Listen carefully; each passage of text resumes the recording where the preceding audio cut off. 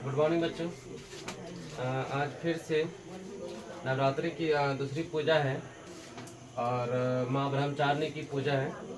तो इसके साथ हम लोग अभी हम लोग का चल रहा है संस्कृत, और संस्कृत में चल रहा है निबंध। निबंध के बाद 2 दिन लेंगे जिसमें कि होगा संस्कृत का आवेदन पत्र, और पत्र भी हम बताएंगे आपको। उसके बाद फिर इसका चैप्टर बाय चैप्टर लेक्चर होगा हिंदी का, संस्कृत का। हम हर वीडियो में सब बात बोलते रहते हैं, और हर वीडियो में हम ये भी बच्चा को सिखाते हैं कि आपको 4 निबंध पूछा जाएगा, और 4 में से लिखना किसी एक पे है, और कितना तो 6 से 7 वाक्यों में लिखना है। और ये बात हम लगभग हर वीडियो में बताते हैं, ठीक है, कि एक ही निबंध लिखना है और 6 से 7 वाक्यों में। हम आपको तैयारी करवा के भेजेंगे, 10 से 11 वाक्यों सब निबंधों का तैयारी करवा करके भेजेंगे। किसी एक पे ही लिखना है, 6 से 7 वाक्यों में लिखना है।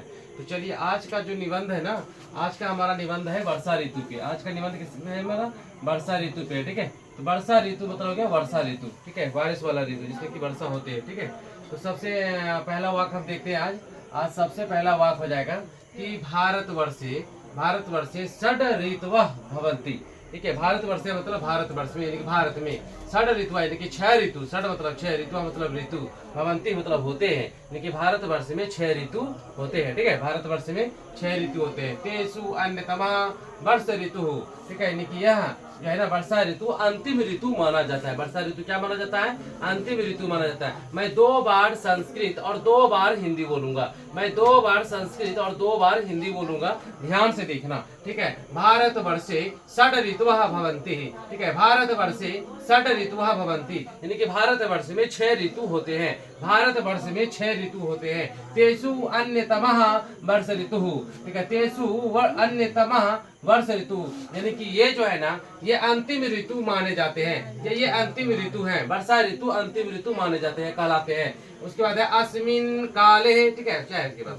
अस्मिन् काले जल पुरितः नद्या दृश्यन्ते। इसका मतलब बहुत अच्छा बात है, ठीक है। देखो यहाँ पे अस्मिन् काले जल पुरितः नद्या दृश्यन्ते। अस्मिन् काले मतलब इस काल में, जल मतलब पानी, पुरिता मतलब पूरा, नद्या मतलब नदी में, दृश्यन्ते मतलब दिखाई देते हैं। यानी कि इस समय, इनकी वर्षा के समय में, वर्षा के ऋतु में नदी में पूरा लबालब जो जब जल भरा हुआ रहता है, नदियों में जल क्या होता है? लबालब भरा हुआ रहता है, ठीक है। यानी कि वर्षा के ऋतु में जो है ना, वर्षा के समय में नदियों में जल पूरा भरा हुआ रहता है, पूरा जल क्या होता है? भरा हुआ रहता है, ठीक है। उसके बाद है यत्र तत्र मंडूकः, हाँ, यत्र तत्र मंडूकः टर्र टर्र इति शब्दम कुर्वन्ति, ठीक है। फिर से एक बार, यत्र तत्र मंडूकः टर्र टर्र इति शब्दम कुर्वन्ति, यानी यत्र तत्र मतलब जहां तहां, मंडूका मतलब मेढक, टट्टर का मतलब टट्टर, ठीक है। इति शब्दम, ये इसी शब्द का आवाज निकालते हैं। वर्षा के ऋतु में मेढक जहां तहां टर टर करता है ना, वर्षा के ऋतु में मेढक जहां तहां टर टर की आवाज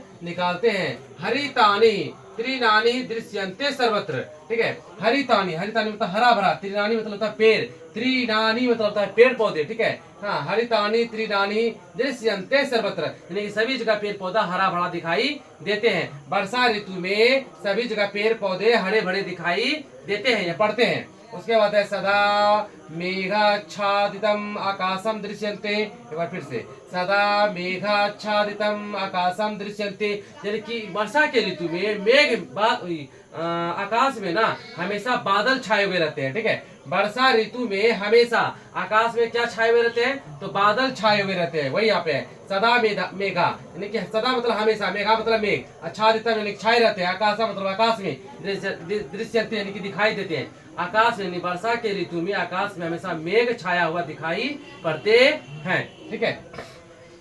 सूर्योपि सदा न दृश्यन्ते, सूर्योपि मतलब सूर्य, सूरज, ठीक है। सदा मतलब हमेशा, ना मतलब नहीं, दृश्यन्ते मतलब दिखाई देना, ठीक है। वर्षा ऋतु में सूर्य हमेशा दिखाई नहीं पड़ते हैं, कभी उगता है कभी डूब जाता है बादल से ना। तो वर्षा ऋतु में जो है ना, सूर्य हमेशा दिखाई नहीं पड़ते हैं, ठीक है।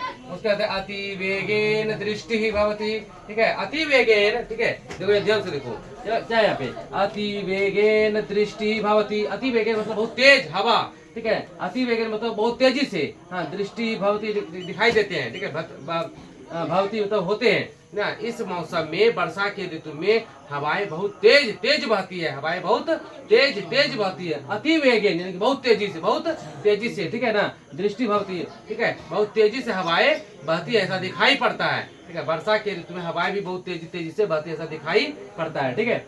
अयम ऋतु रोमांचकः भवति, ठीक है। अयम ऋतु रोमांचकः भवति, यानी कि यह ऋतु बहुत ही मनोरंजक दायक होता है, यह ऋतु बहुत ही अच्छा होता है, यह ऋतु बहुत ही आनंददायक होता है, ठीक है। ये इसका ये 1 2 3 4 5 6 7 8 और ये 9, ये 9 वाक्य है। आपको वहां से ज्यादा से ज्यादा 6 से 7 वाक्य लिखना है, 5 अंक आपको अपना कर लेना है, ठीक है, कब्जा कर लेना है। तो अब हमारा ज्यादा से ज्यादा 2 से 3 दिन और है निबंध के लिए, उसको हम पूरा ही कर लेंगे। 2-3 निबंध और है, तो पूरा करने के बाद फिर हम लोग लेक्चर क्लास करेंगे इसका चैप्टर का। तो थैंक यू सो मच, मिलते हैं अगले वीडियो में अगले निबंध के साथ। जय हिंद और जय माता दी।